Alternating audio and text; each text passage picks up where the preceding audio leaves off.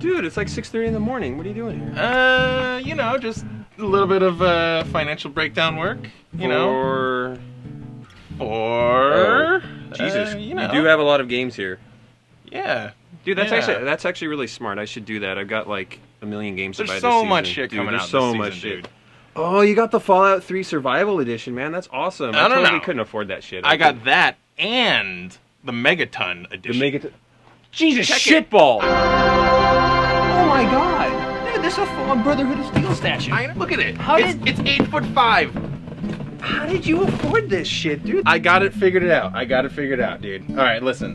I got fucking peanut butter here. I got razors if I was shaving and pitas, you know? I got this shit figured out. You're living in the office, aren't you? No, dude. It's like a common dwelling, you know? There's nothing office about it. Rob? This is my area in the company. I figure I'm here from 9 to 5 anyway. It's like just a little bit of overtime, you know? How are you showering? There's no showers here, dude. Check it. If I stick enough gum in the faucet, I've discovered that you can make the trajectory of a shower. It's just like it's beautiful. Oh my god! No. Rob! It's alright! Look at Megaton! Look at this! I have this, you don't have this! This is my shit! My shit! None of your shit!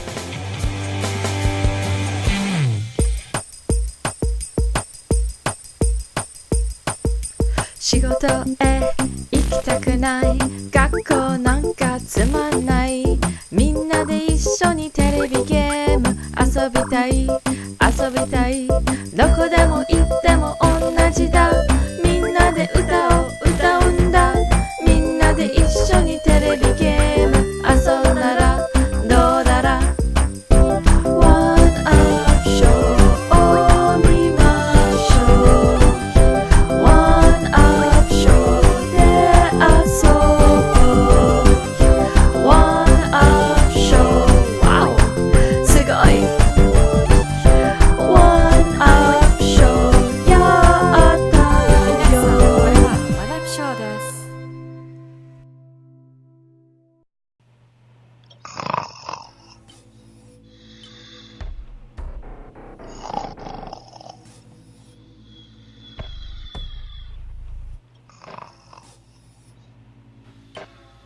Rob.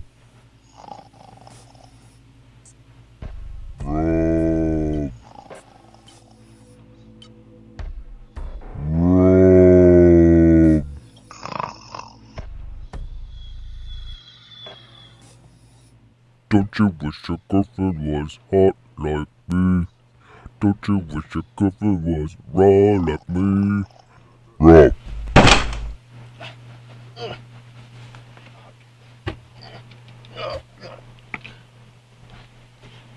The hell?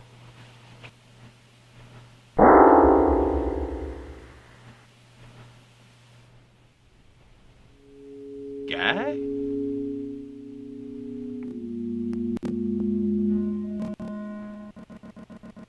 Hello, guy?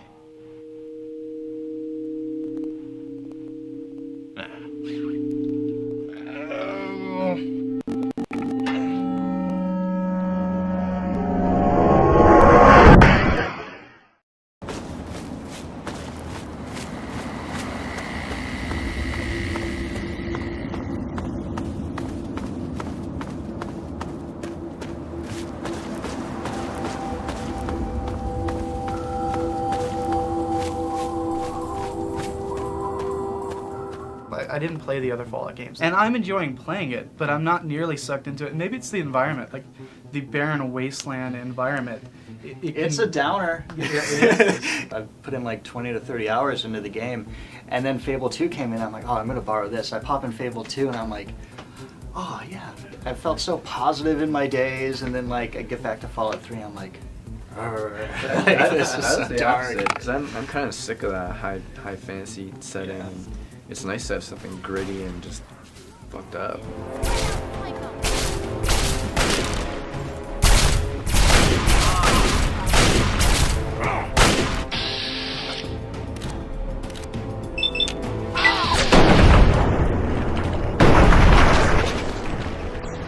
I think the main draw of the game for me, like more so than the combat or more so than any of the other stuff, was just the setting and the fact that you're finding out all these really dark tales of like what happened to different groups of people after the explosions went off and how they're trying to survive in this world. A place called Underworld.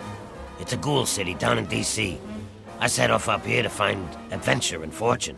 And, well, I found this place. To me, that was just really interesting, much more so than the like generic fantasy of Oblivion or Fable, for that matter.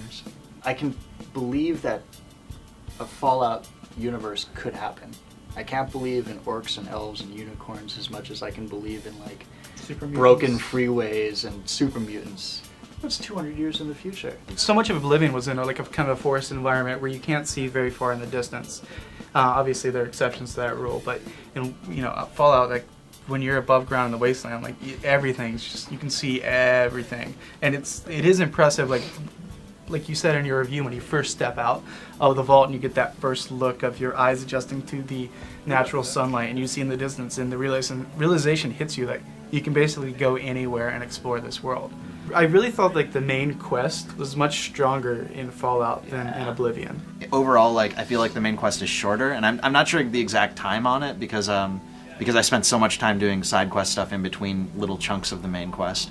But I feel like overall the main quest probably doesn't take that long to finish. But it is stronger, and it doesn't have the thing that Oblivion had, where in the main quest there were stretches of it where you're just doing the same thing over and over, like closing the Oblivion gates. And right. The only thing about the quest that was really irritating me early on, and this isn't too much of a spoiler at all, is just like I was wondering how long it was going to take until I like rendezvoused with my dad. When you getting choked up talking about my dad.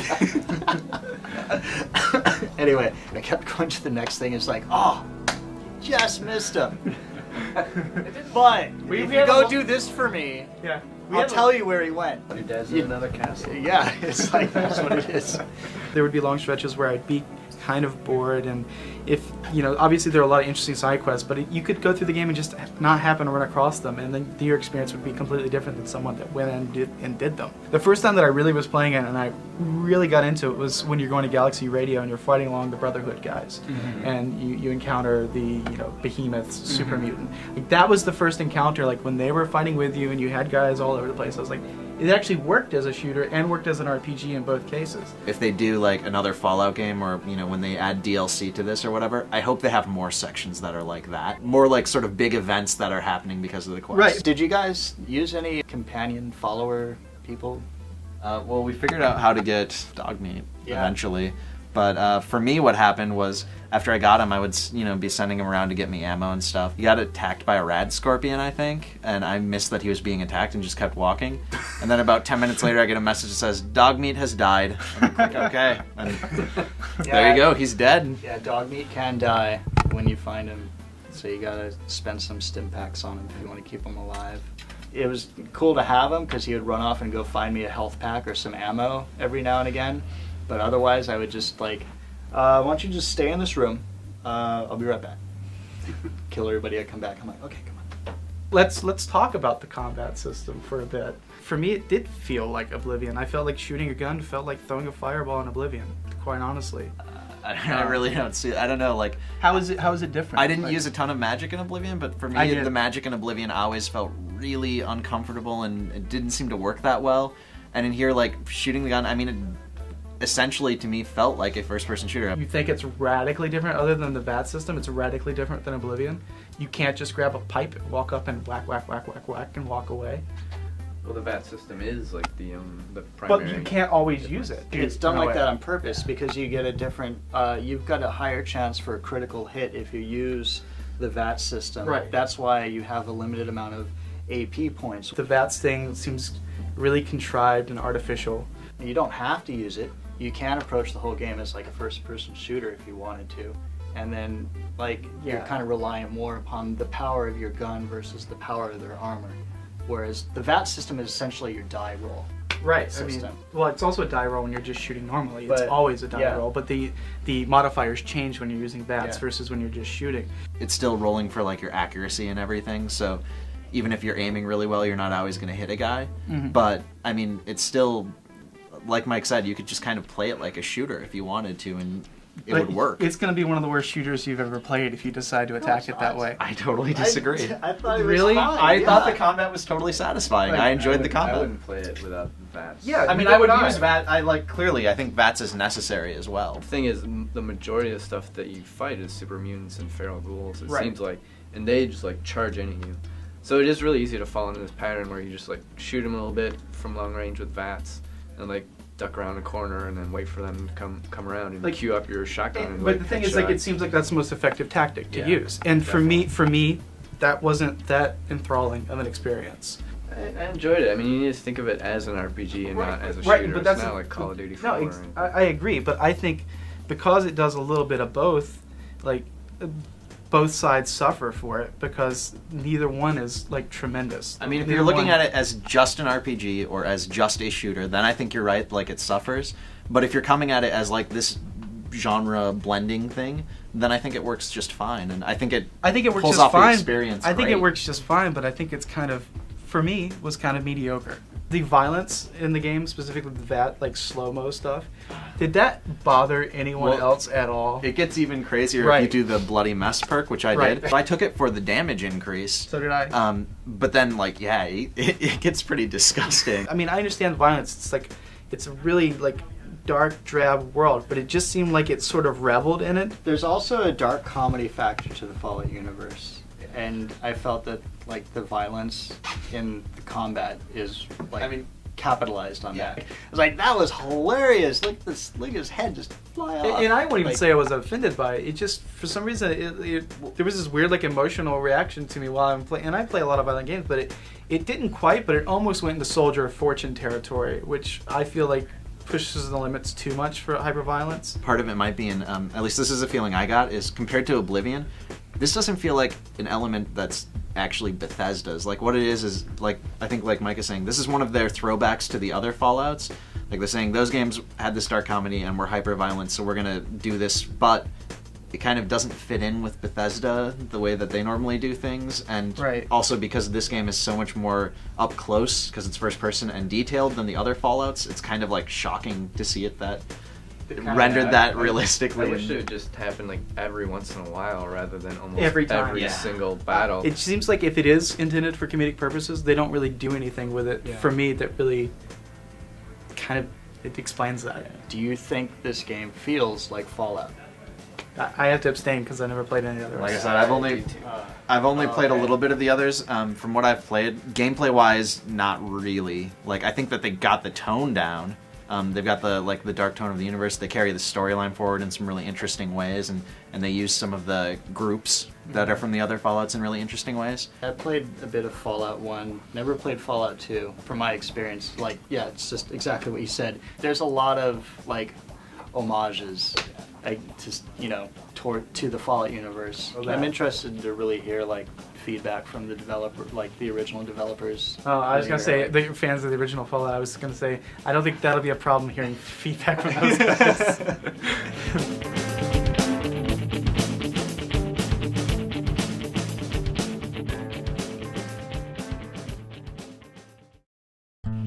What up? Hey. You said you had something for me. I do. I've got you a Vader's TIE Fighter exclusive bag charm. What the fuck is a bag charm? You put it on your bag, it's a charm. Where'd it come from? My mom. I like that your mom's now buying me things. I'm keeping the Y-Wing.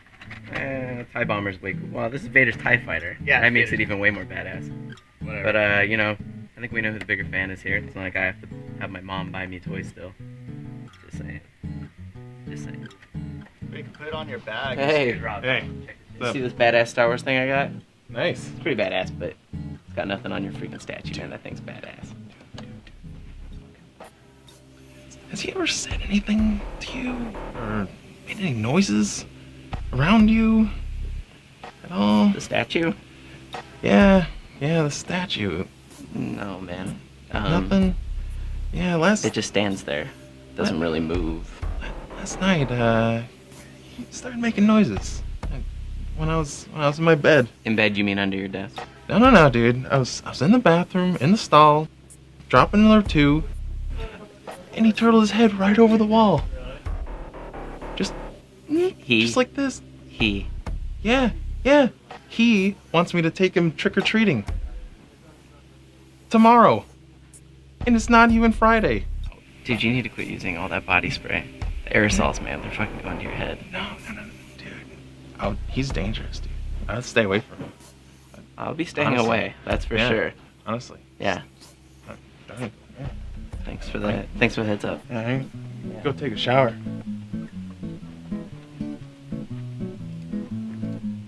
Yeah. Yeah. I got the box of No, Anthony doesn't like it.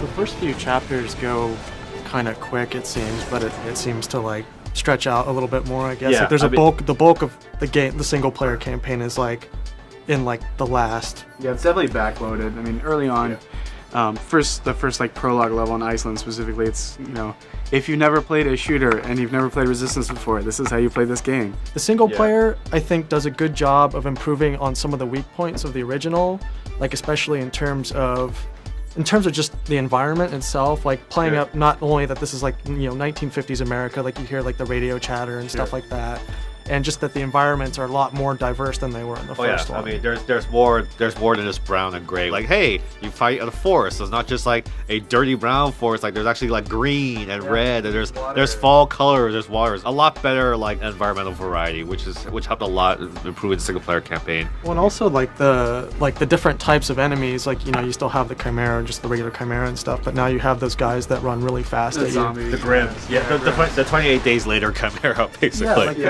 When you're in the Twin Falls part of the game and you're in that area where they just keep coming at you, like the feel and the flow of the game totally changes. And I actually like that it goes from being just like, okay, this is just like first-person shooter, you know, like that you would find in any other game, to just like, oh crap, all this stuff has been And they thrown did a at good you. job of setting up the tension in that specific area, because you had seen these pods for probably 20 or 30 minutes of gameplay, and you knew like at some point they're going to start popping out. What I was doing is I would go up to them and just melee them twice, and it blows up. And there's bodies, actually, even the ones that don't pop out, there are bodies there that fall out and they die because they haven't been birthed yet.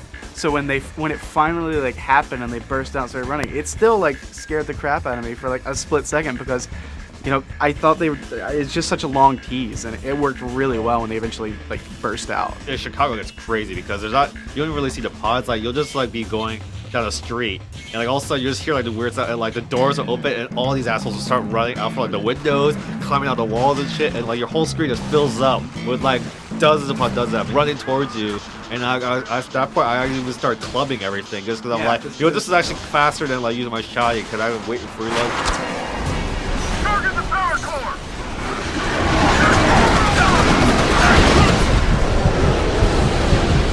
Enemies 95% of the time ignore everyone and only target you, and it's really illusion shattering in certain situations. There'll be like 5 dudes in front of me, and the boss literally brushes past everyone. Like, it actually touches the other soldier. It only makes a beeline only for me. Or when you're fighting the huge ass titans with the rocket launchers, there'll be like 3 guys shooting at him with like miniguns and rockets and pelting him, and he only like faces me and like starts shooting his rockets at me specifically, even when I'm like ducking behind shit and not even doing anything. Our old friend, the enemy radar, then they detect you the second you pop out of cover. They instantly are shooting at you, and they kill you really fast. I mean, I was just playing on normal difficulty, but just the normal bullseye, if they're shooting you with it takes you down in just a couple of seconds. One of the most frustrating sections with the auger was in Twin Falls, when you have to take them out in this diner.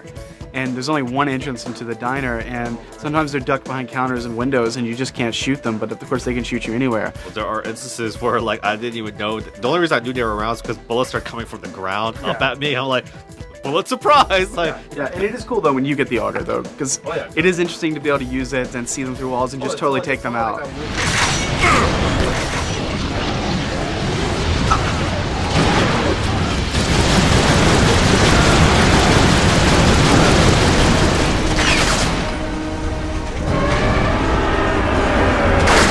You know, they also talk so much about scale, and the game is in certain spots it's huge. The enemies you're fighting against, Leviathan's huge. But it is disappointing to me in that the game is still so linear. I mean, despite you have this huge sense of scale, but it seems like it's almost wasted because you really can't take advantage of it very often.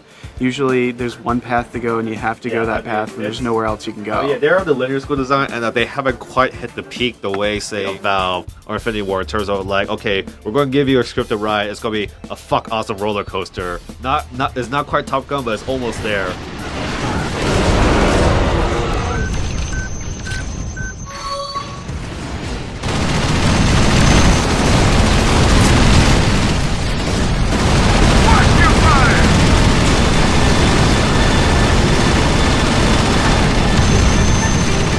I talked about it a couple of weeks ago, but I really like the co-op. I think it's the best part of the package of the game because it is so different than anything else out there. This is something that Insomniac totally has put in their own like spin on it. No one else has done anything like it. So I dig kind of like the way it's almost like an MMO where your damage is kind of DPS based. Oh yeah, no, it totally is. Basically, it's a WoW raid, but for first-person shooter people instead of WoW players. Like it totally. I mean, it boils down to like, yeah, there's the tank class, the DPS class, and the healer class. You all got coordinated together. It's interesting. When we played it a couple weeks ago, it was a press event. No one was sitting near one another. There was no communication going on. So it was kind of hit or miss because it is a mode where you have to coordinate with your team.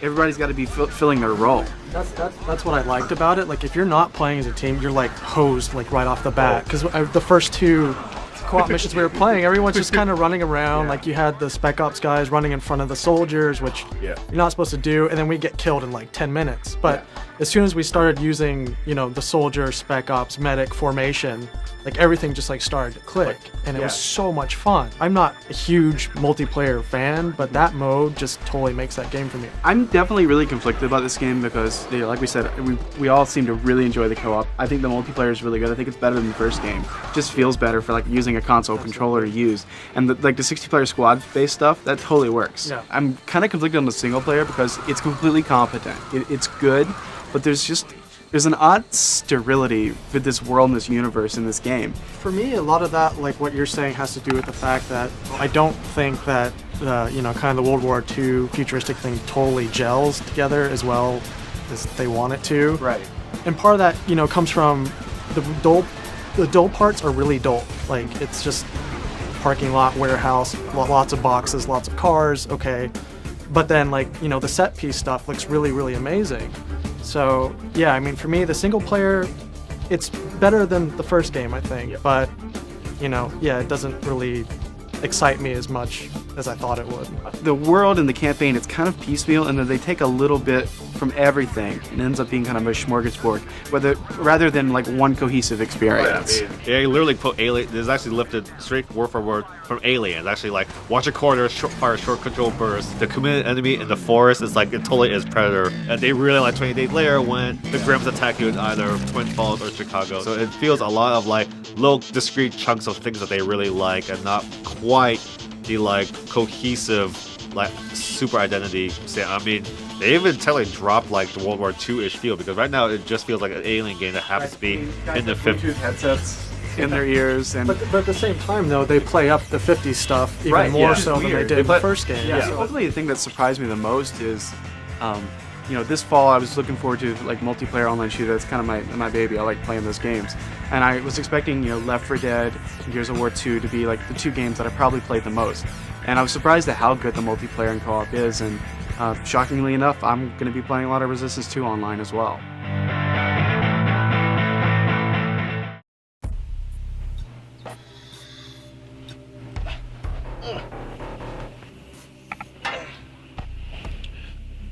God damn it, Fallout guy! You're taking the fucking blankie. Jesus. Bitch.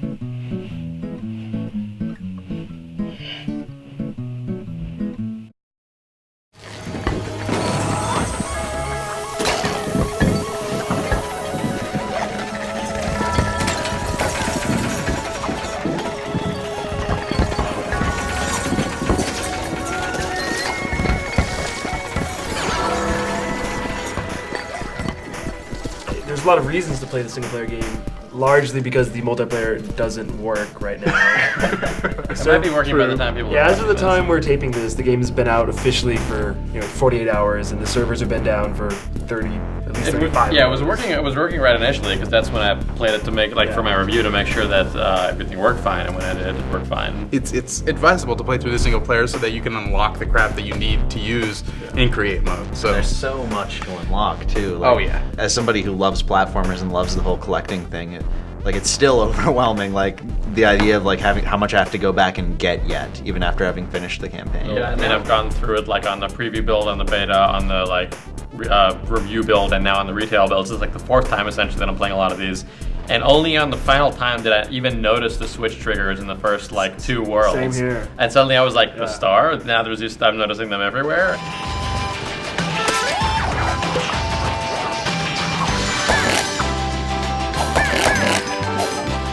This is this meta platformer, so you kind of expect Fire World, Ice World. Instead, you get things like meerkats going to a strip club, and these weird, bizarre, memorable levels that bring a smile to your face. And they're not just exactly what you expect from a real platformer. Right at the end, when you go and grab the sun, there's a bunch of meerkats dancing in the background. One of them is a raccoon dressed like a meerkat.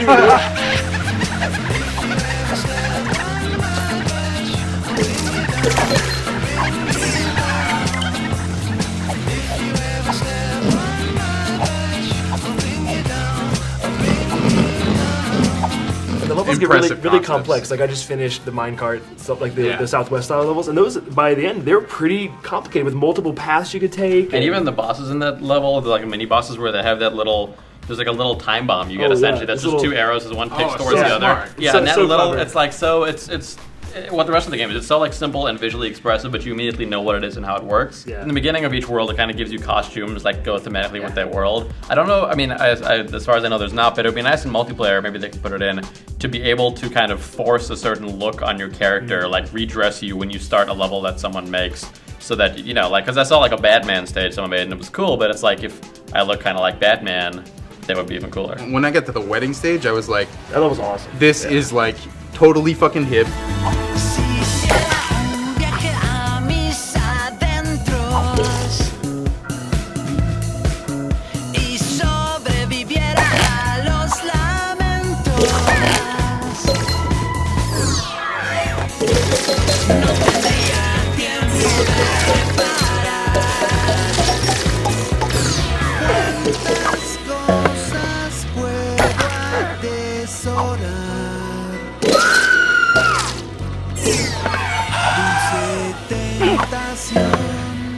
Part of it is the soundtrack. Well, I mean, the soundtrack in this game is maybe the best soundtrack of the year. What's cool is it's so multicultural, and that it really reflects the whole idea of this game. I was sad to because I've went on YouTube like everyone else and listened to the track that got cut from the game. And when you get to the stage that has that music in it, but it's the instrumental version, you can't help but think with lyrics this would be so goddamn awesome. Goddamn.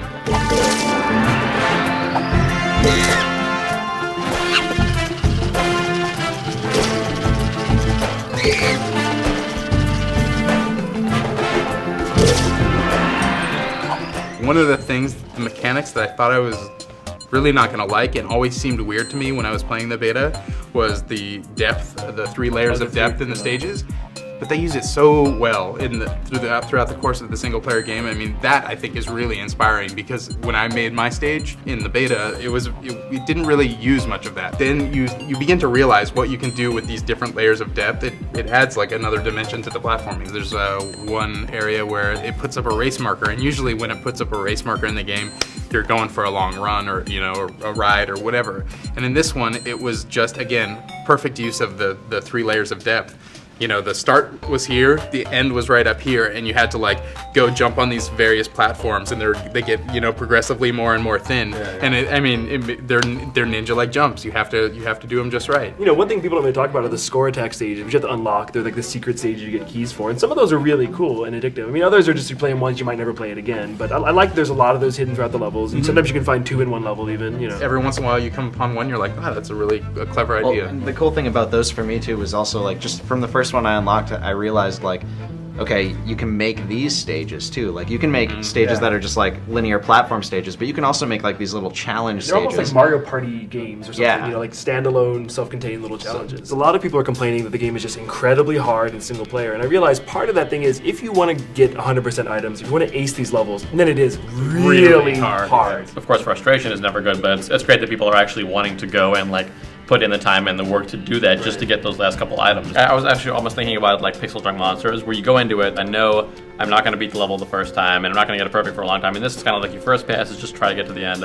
The second pass is like go get some more items. Third pass is go get multiplayer items, and the last time it's like get it without dying. That's true, because like me playing Mario, my thing would be like, I want to get everything the first time, I want all the Yoshi coins, no, you can't. You have to divorce stuff, like you're going to play these levels over and over again, and there's so many things to find, and so many hidden areas and shortcuts.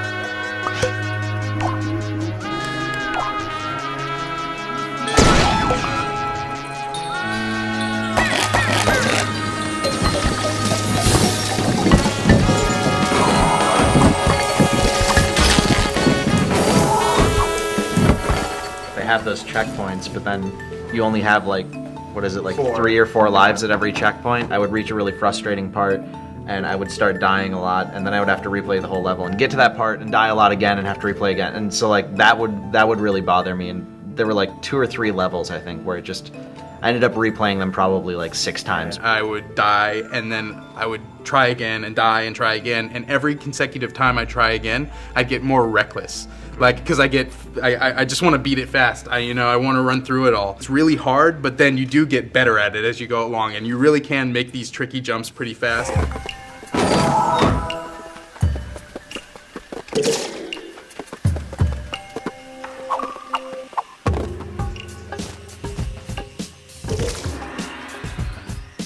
When you play multiplayer, you totally have to like forget that mindset, because what'll happen is you'll jump and swing and pull, like you'll grab an object and pull it away, and the next person behind you will just do the same jump but fall in a pit. Exactly. So it's like you really have to like slow down and work together. And of course they do the thing too where they have special puzzles that can only be finished with either 2 players or 3 players or 4 players.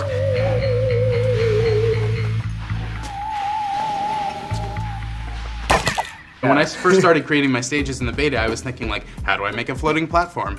And then I figured out how to make a floating platform, but I began to realize like, oh, well, no, in LittleBigPlanet you don't make a floating platform. You make a platform that's held up by sticks and tape, and you show the sticks and tape. Whereas in other, platformers, you would never show your work, basically. And this game's all about showing your work. Michel Gondry aesthetic, you think about that here, you know? And Swede your levels together. Exactly. I don't have my stage anymore. It's lost in the ether, but when I had gotten pretty close to finishing it, I remember thinking like, wow, that's like way more impressive for a first effort than I thought I would ever be able to achieve. When we see the servers go back on, there's going to be a ton of great levels people have had like a week plus to work on when they flip the switch. Unlike the beta where it took the length of the beta, by the end of the beta we saw really good stuff. Now it's going to be instantly, there's going to be some really cool stuff. Because all the beta stuff will be there. Yeah, plus they're going to have all the stuff they've unlocked from the single player. 6 months down the line will be another different story altogether, but like even that extra like week now of stuff, something that's going to be a lot and of just great playing levels. through all the single player game, it gave me a lot of inspiration for things, concepts I hadn't thought about to add in my own levels. I knew it was a great like game creation game, and that it's like I said, hip and has a good soundtrack, but near the end I was like, wow, this really is a great platforming game. If it was only the single player game, if that's all this was, say as a PSN game, I think I'd still recommend it. The price would have to be different, of course, but just the single player game, which we're kind of forced to play right now, it is rewarding. If a week from now we're still talking about how these servers are still down, then it becomes an issue. Oh yeah, totally. Like as it stands right now, I still think this is like a landmark title that's gonna change the way people think about platformers.